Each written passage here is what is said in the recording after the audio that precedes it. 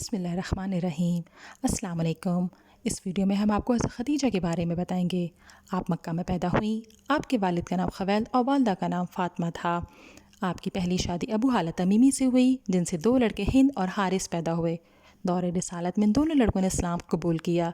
ابو ہالہ تمیمی کی وفات کے بعد آپ کی شادی عتیق سے ہوئی، جن سے 1 لڑکی ہوئی۔ حضرت خدیجہ کے والد بہت بڑے تاجر تھے۔ ان کی وفات کے بعد آپ نے بھی تجارت کا پیشہ اختیار کیا۔ آپ اپنے نمائندوں کو سامان تجارت دے کر روانہ کرتی تھیں، جو آپ کی طرف سے کاروبار کرتے۔ جب حضرت خدیجہ نے نبی پاک صلی اللہ علیہ وسلم کی امانت، دیانت اور اعلیٰ اخلاق کی شہرت سنی تو انہوں نے آپ سے کہا، آپ میرا سامان لے کر تجارت کیجیے، میں جتنا نفع دوسروں کو دیتی ہوں اس سے دگنا آپ کو دوں گی۔ نبی پاک نے یہ پیشکش قبول کر لی۔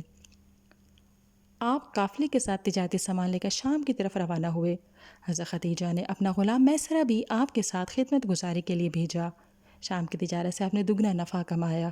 جب نبی پاک نے مکہ واپس پہنچ کر حضرت خدیجہ کو تمام کاروبار کی تفصیلات سے آگاہ کیا تو ان کی خوشی کی حد نہ رہی۔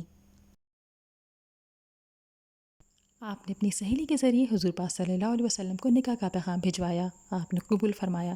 نکاح کے وقت آپ صلی اللہ علیہ وسلم کی عمر 25 سال جبکہ حضرت خدیجہ کی عمر 40 برس تھی۔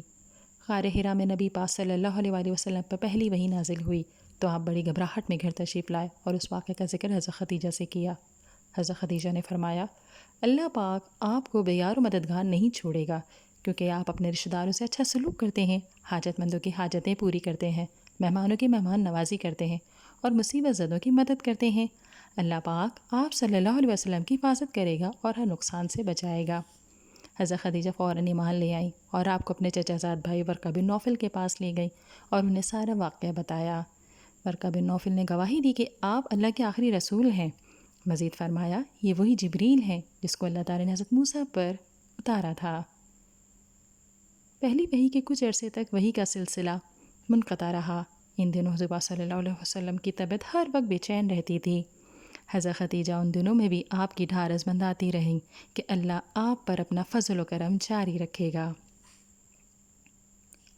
آپ غار حرا میں عبادت کے لیے تشریف لے جاتے تو حضرت خدیجہ کھانے پینے کا سامان آپ کے ہمراہ کر دیتی تاکہ آپ اطمینان و سکون کے ساتھ اللہ کی عبادت کر سکیں۔ حضرت خدیجہ ایک امیر گھرانے سے تعلق رکھتی تھیں۔ ان کی ہر لمحہ یہی کوشش ہوتی تھی کہ وہ حضور کے سب کام اپنے ہاتھوں سے کریں۔ انہیں آپ کی خدمت کا یہ اجر ملا کہ خود اللہ نے سلام بھیجا۔ ایک مرتبہ جبریل نے آ کر نبی پاک سے عرض کی کہ حضرت خدیجہ آپ کے پاس برتن کھانے کی کوئی چیز لا رہی ہیں۔ جب وہ آپ کے پاس آئیں تو انہیں اللہ کا اور میرا سلام پہنچا دیجیے گا۔ یہ ایسی فضیلت ہے جو حضرت خدیجہ کے سوا کسی دوسری عورت کو میسر نہیں۔ حضرت خدیجہ نے اپنی ساری دولت نبی کے قدموں میں ڈھیر کر دی تاکہ آپ جس طرح چاہیں اسے دینی کاموں میں خرچ کریں۔ کفار نے نبی پاک صلی اللہ علیہ وسلم اور ان کے خاندان کو 3 سال تک شعب ابی طالب میں محصور کیے رکھا تو وہ مشکل دن بھی حضرت خدیجہ نے صبر کے ساتھ گزارے۔ ایک مرتبہ حضور پاک صلی اللہ علیہ وسلم نے فرمایا، خدیجہ اس وقت ایمان لائیں جب سب لوگ کافر تھے، انہوں نے میری تصدیق کی جب سب نے مجھے جھٹلا دیا، انہوں نے اپنا مال اور دولت مجھ پر قربان کر دیا جب دوسروں نے مجھے محروم رکھا، اور اللہ نے ان سے مجھے اولاد دی۔ حضرت خدیجہ کا انتقال 11 رمضان میں ہوا۔ اس وقت آپ کی عمر 65 برس تھی۔ اسی سال نبی کے چچا ابو طالب نے 80 سال کی عمر میں وفات پائی۔ حضور کو دونوں کی وفات کا بہت دکھ ہوا، اس لیے آپ نے اس سال کو عام الحزن یعنی غم کا سال قرار دیا۔